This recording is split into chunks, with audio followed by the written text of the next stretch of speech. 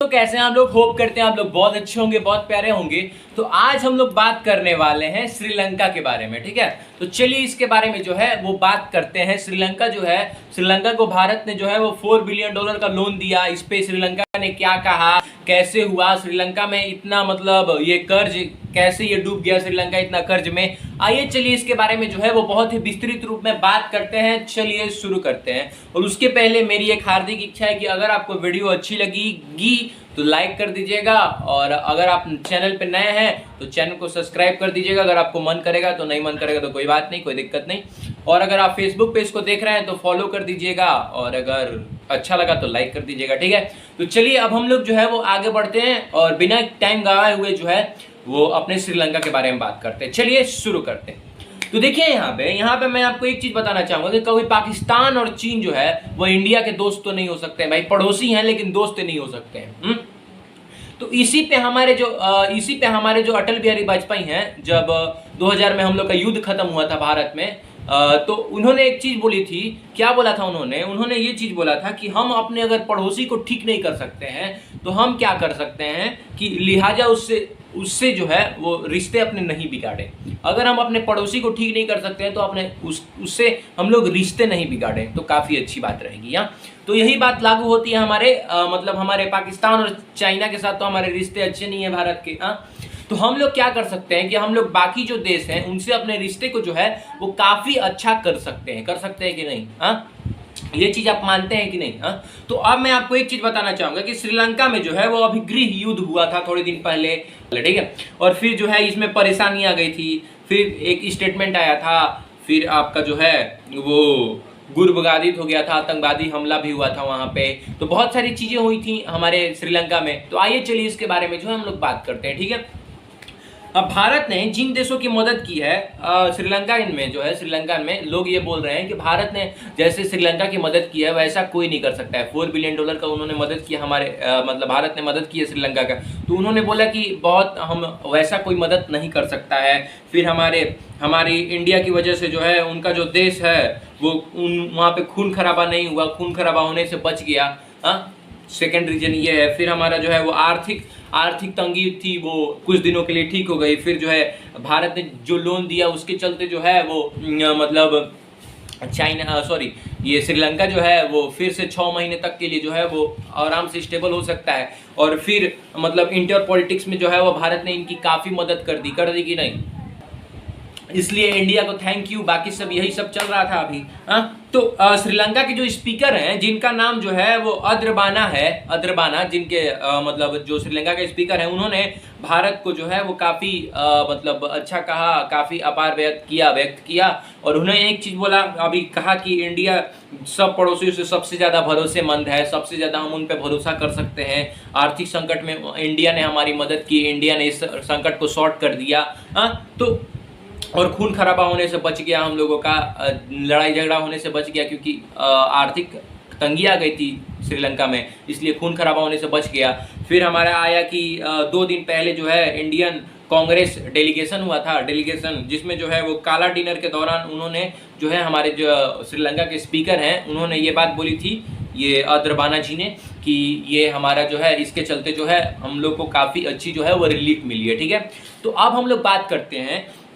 और उन्होंने एक भी बात बोली कि दोस्ती हम लोग की ऐसे ही रहे जैसे रहती है, संबंध अच्छे हैं अभी भी और हमेशा अच्छे ही रहें, ये हम इसकी कामना करते हैं। और हमारा जो मतलब उन्होंने एक चीज़ और बोली थी, हमारा जो कल्चर है, हमारा जो पॉलिसी है, तो हमारे में जो है वो बहुत ज़्यादा समानताएं हैं। हम लोग जो है वो एक जैसे ही हैं, हमारे अंदर जो है वो बहुत ज़्यादा समानताएं हैं, बहुत आदत हम लोग की सेम है। इसलिए जो है काफ़ी अच्छी बात है, हम लोग का रिलेशन भी काफ़ी अच्छा है। और उन्होंने काफ़ी तारीफ़ की। हमारे जो भारत के NSA हैं जिनका अजीत डोभाल नाम है, अजीत डोभाल जी की अभी बहुत ज़्यादा तारीफ़ की कि बहुत अच्छे हैं, इनके बारे में बहुत अच्छे बात बोली इन्होंने। फिर यही सब चला, भारत को सहयोग करने के लिए जो है वो काफ़ी धन्यवाद दिया इन्होंने। अब हम लोग बात करते हैं कि इन्होंने एक चीज़ और बोली थी कि हम लोग का जो अगर फ्यूचर में अगर ऐसा कभी ना हो, भगवान करे कि हम लोग का जो है वो रिश्ते खराब हों भारत और श्रीलंका की, जिससे जो है वो परेशानी बढ़ सकती है। पड़ोसियों के लिए भारत पहले से ही जो है वो हमेशा अच्छा रहा है और हमेशा ही अच्छा रहेगा, ये मैं मान के चल रहा हूँ। उन्होंने ये चीज़ बोला। और बीते कुछ सालों में जो है वो आर्थिक संकट आए थे श्रीलंका में, जिससे भारत ने जो है उनको $4 बिलियन दिए। तो आपको मैंने बता दिया। अब जो श्रीलंका के फॉरेन मंत्री हैं, विदेश मंत्री, मतलब जो विदेश मंत्री हैं अली सावरी ने जो है उन्होंने जो है वो भारत को जो है वो थैंक यू किया और कहा कि भारत बोला, हमारे जो श्रीलंका के विदेश मंत्री उन्होंने बोला कि भारत के चलते जो है हम लोग जो है वो फाइनेंशियली काफ़ी स्टेबल हो चुके हैं। उन्हीं के चलते हम लोग काफ़ी फाइनेंशियली स्टेबल हुए हैं अभी के डेट में, क्योंकि हम लोग का बहुत ज़्यादा आर्थिक तंगी आ गई थी, इसलिए हम लोग फाइनेंशियली स्टेबल नहीं हो पा रहे थे। तो उन्होंने भी ये चीज़ बोली, ठीक है। अब एक चीज मैं आपको बताना चाहूंगा कि श्रीलंका में जो है, श्रीलंका के जो 2018 और 19 में जो है वो जो राष्ट्रपति थे, तो मतलब जो प्रेसिडेंट थे, उनका नाम था गोटबाया राजपक्षे। गोटबाया राजपक्षे नाम था। तो उन्होंने क्या किया था कि उन्होंने जो है वो श्रीलंका को टैक्स फ्री कर दिया था। मतलब कि टैक्स फ्री मतलब कुछ भी चीज में आपको कोई टैक्स नहीं दे, जैसे इंडिया में जीएसटी लगता है ना, वैसे उन्होंने क्या किया था कि वहां पे टैक्स फ्री कर दिया था, वहां पे कोई टैक्स नहीं लगता था। इससे जनता को काफी अच्छा रिलीफ मिला। लेकिन श्रीलंका की जो गवर्नमेंट है वो बैंक करप्ट हो गई।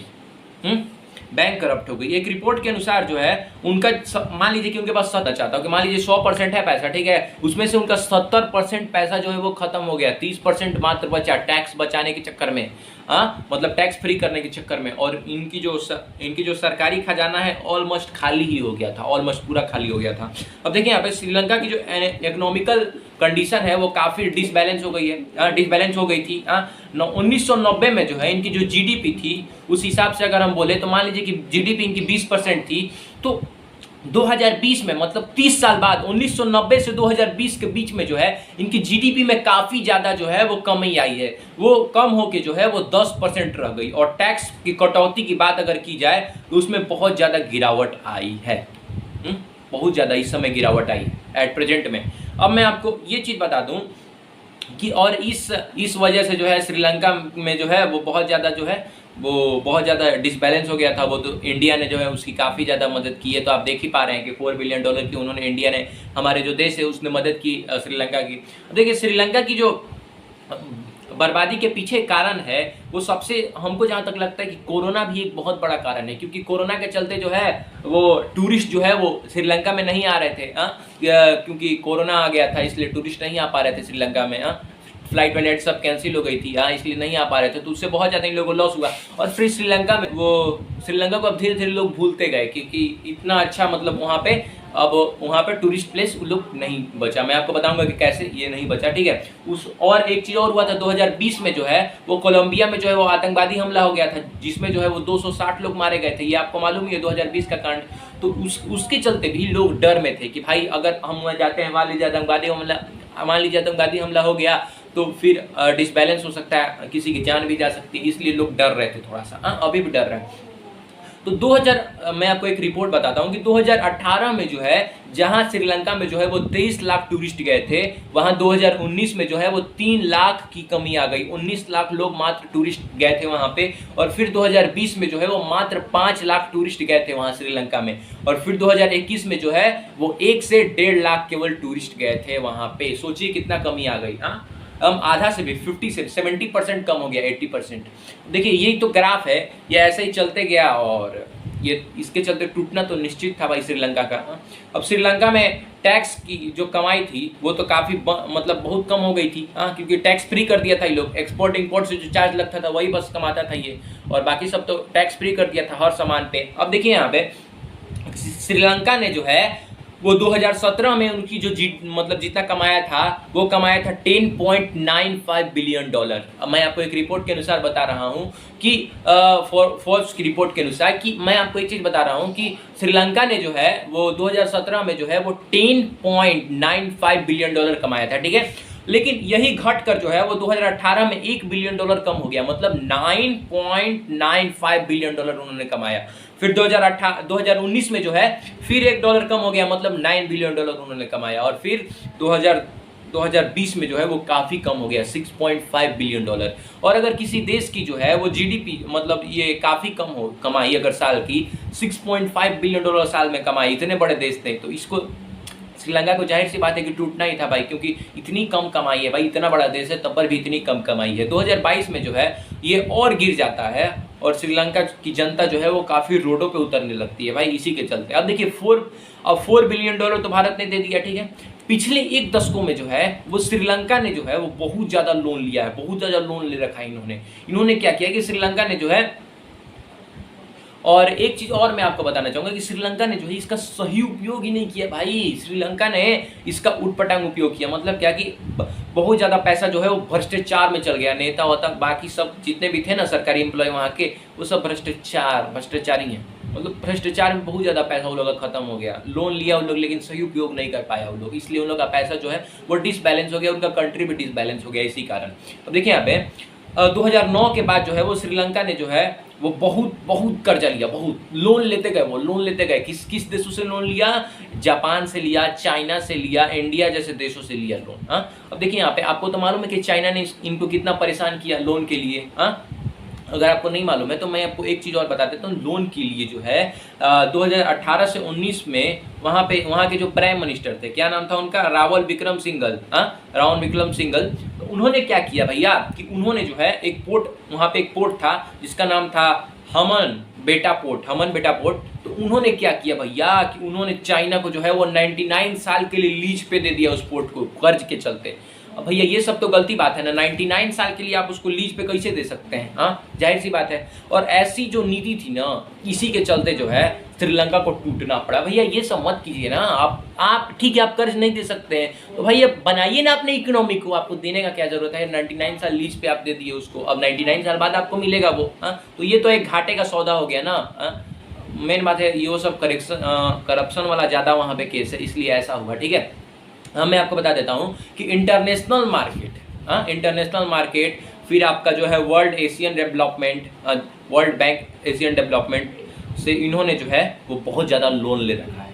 मैं आपको ये चीज़ भी बता दे रहा हूँ। 2019 में जो है वो एशियन डेवलपमेंट बैंक ने जो है श्रीलंका को जो है वो जुदुआ घाटी अवस्था, उन्होंने ऐसा क्यों कहा था? जुदुआ घाटी अवस्था का मतलब क्या होता है कि राष्ट्रीय खर्च जो है वो राष्ट्रीय आमदनी से ज़्यादा, इसका मतलब होता है जुदुआ घाटी अर्थव्यवस्था का मतलब होता है। ठीक है, तो मतलब कि आप समझिए कि एक्सपोर्ट जो है इनका, एक्सपोर्ट साल भर में जितना एक्सपोर्ट करते हैं वो इनका $12 बिलियन का है। ठीक है, हाँ, लेकिन इनका जो व्यापार में घाटा होता है वो $10 बिलियन का है। ठीक है, कोई दिक्कत नहीं है इसमें। तो कितना बचा इनके पास? $2 बिलियन बचा कि नहीं? अब इनके एक्सपोर्ट में जितना खर्चा आता है भाई, एक्सपोर्ट में इनकी जितना खर्चा आता है ना वो है $22 बिलियन। सीधे ही लोग को $12 बिलियन का लॉस हो रहा है। देखिए ना यहाँ पे, अब देखिए निकाल के 2 इधर और वहां पे जो है वहां पे आपका जो है वो 22 उधर से माइनस हो गया ये, तो आपका जो है सीधे आपका जो है वो $12 बिलियन का आपको लॉस हो रहा है साल में एक्सपोर्ट के चलते। हाँ, तो ये घाटे का सौदा है कि नहीं? हाँ, मतलब खर्चा ज़्यादा है और आमदनी कम है, मतलब ये बोलने का मतलब था वर्ल्ड बैंक का, एशियन वर्ल्ड बैंक का। अब देखिएगा यहाँ पे कि 2 साल में जो है इनकी महंगाई जो है वो 70% तक बढ़ गई है इनके देश की। मतलब श्रीलंका जो है उस देश की महंगाई जो है वो 70% तक बढ़ गई है, बहुत ज़्यादा महंगाई बढ़ गई इस देश की। फिर इकोनॉमिकल कंडीशन आप देख ही रहे थे कि कैसा हो गया, डिस्करप्ट हो गया था। तो भारत ने जो है वो बहुत ज़्यादा मदद की। हमारे जो प्रधानमंत्री जी हैं, फिर हमारे जो अजीत डोभाल जी हैं, उन्होंने भी काफ़ी अच्छी मदद की। फिर हमारे विदेश मंत्री भी जी हैं एस शंकर जी, जो कि IFS हैं, तो उन्होंने भी काफ़ी अच्छी मदद की। इन सबको धन्यवाद दे रहे थे हमारे जो श्रीलंका के विदेश मंत्री हैं, स्पीकर हैं, ये सभी प्रधानमंत्री तक जो है वो बहुत अच्छा धन्यवाद दे रहे थे श्रीलंका के कि आपने हमारी मदद की, कोई ऐसा मदद नहीं करेगा।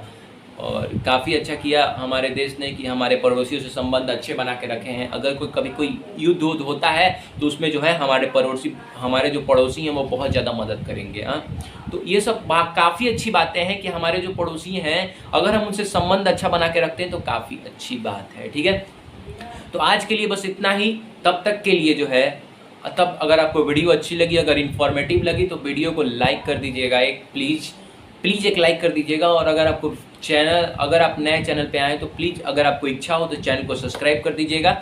और मिलते हैं नेक्स्ट वीडियो में, तब तक के लिए till tata bye bye, Radhe Radhe, सलाम वालेकुम, जय भोलेनाथ।